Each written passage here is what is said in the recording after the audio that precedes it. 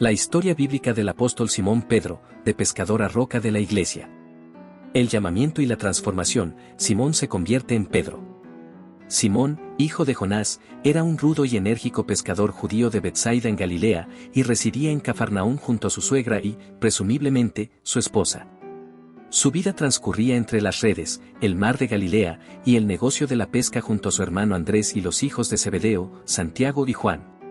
Simón era un hombre práctico, franco, impulsivo y de fuertes convicciones, con el acento tosco característico de Galilea, un hombre sin educación formal pero con una aptitud natural para el liderazgo.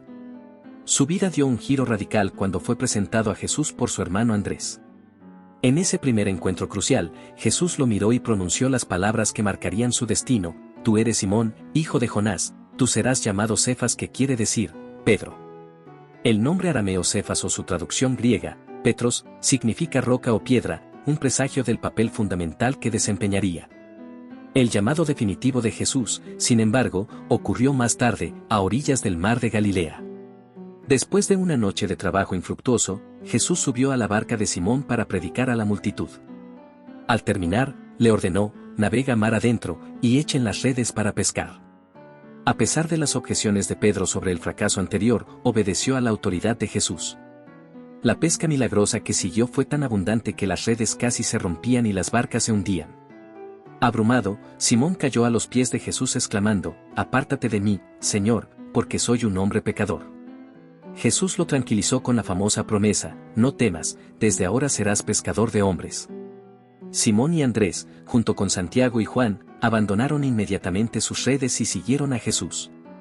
Desde ese momento, Pedro se convirtió en el discípulo más prominente y en el portavoz frecuente del grupo de los 12 apóstoles.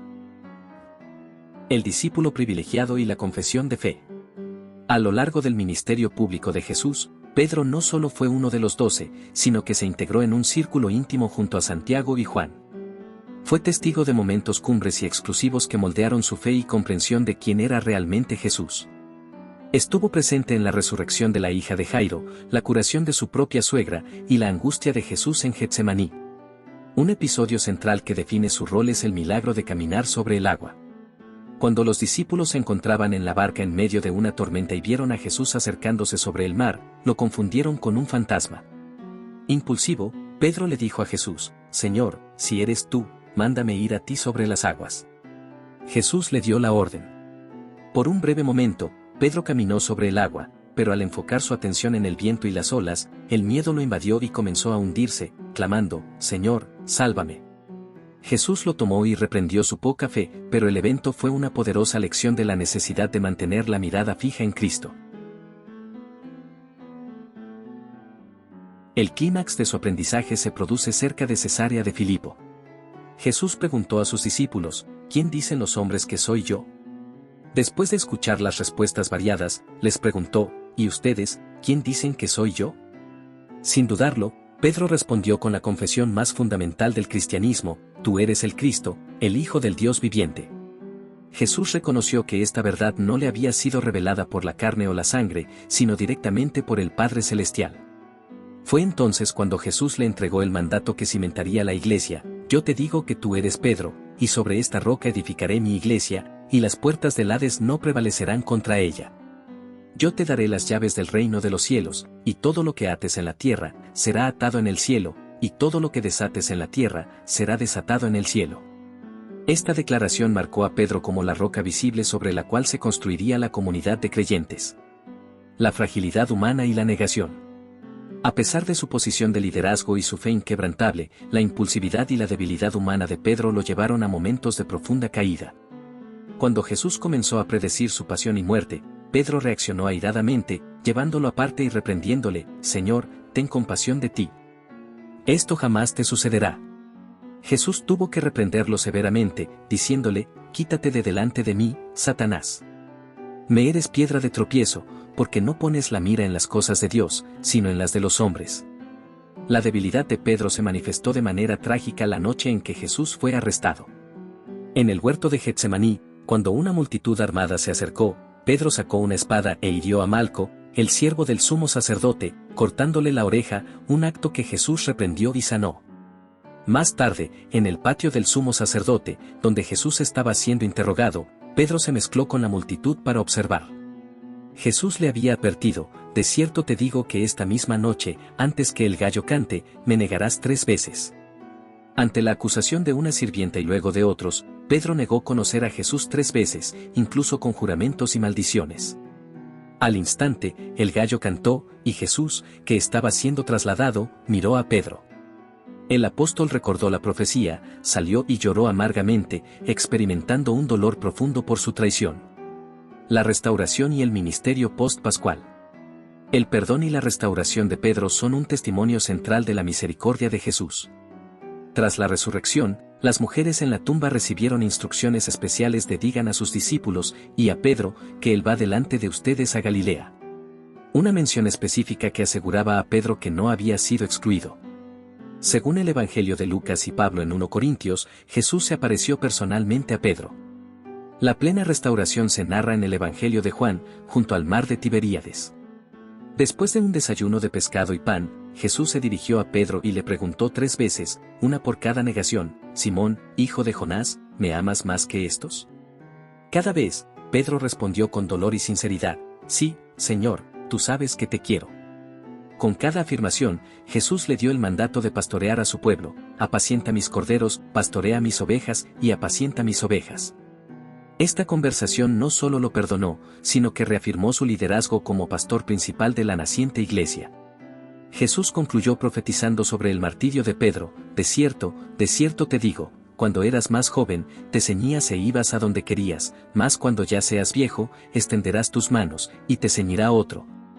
Y te llevará a donde no quieras. La roca de la iglesia primitiva. Tras la ascensión de Jesús, Pedro se convierte en el líder indiscutible de los apóstoles, tal como Jesús lo había prometido. El libro de los Hechos de los Apóstoles lo presenta como la roca en acción. Liderazgo apostólico: fue Pedro quien tomó la iniciativa de reemplazar a Judas Iscariote, dirigiendo la elección de Matías para restaurar el número de los 12.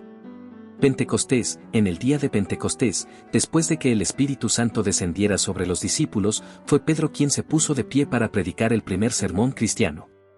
Su valentía e inspiración fueron tales que, como resultado, cerca de 3.000 personas se convirtieron y fueron bautizadas.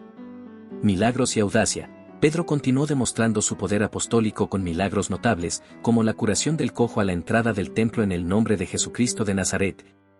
Levántate y anda, y la confrontación de Ananías y Zafira. Su sombra incluso llegó a sanar a los enfermos que eran puestos en las calles al pasar él. Misión a los gentiles: aunque Pedro era fervientemente judío y al principio dudaba, Dios lo usó para abrir la iglesia a los gentiles. A través de una visión de un lienzo lleno de animales impuros, y por la subsiguiente dirección divina, Pedro fue guiado a la casa del centurión romano Cornelio. Al predicar allí, el Espíritu Santo descendió sobre Cornelio y su familia.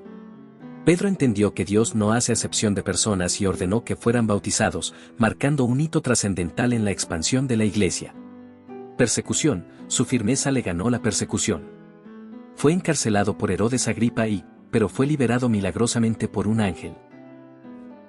Viajes y epístolas. Pedro continuó su ministerio itinerante.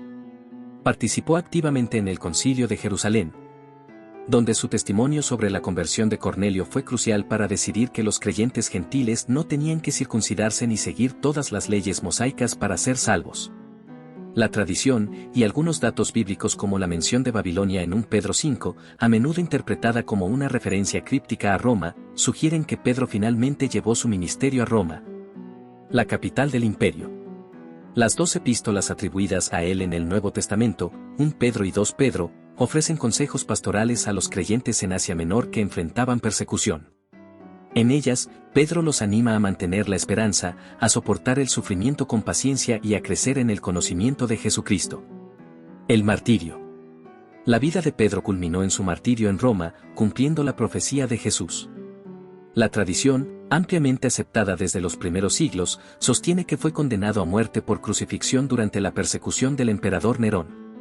Según el relato tradicional, Pedro, sintiéndose indigno de morir exactamente de la misma forma que su Señor, pidió ser crucificado cabeza abajo. Fue enterrado en la colina del Vaticano, el mismo lugar donde hoy se encuentra la Basílica de San Pedro, un monumento que perpetúa la memoria del pescador Galileo que se convirtió en la roca de la fe cristiana. Su vida es un relato de debilidad humana superada por la gracia, de arrepentimiento y de un liderazgo valiente que sentó las bases de la Iglesia universal.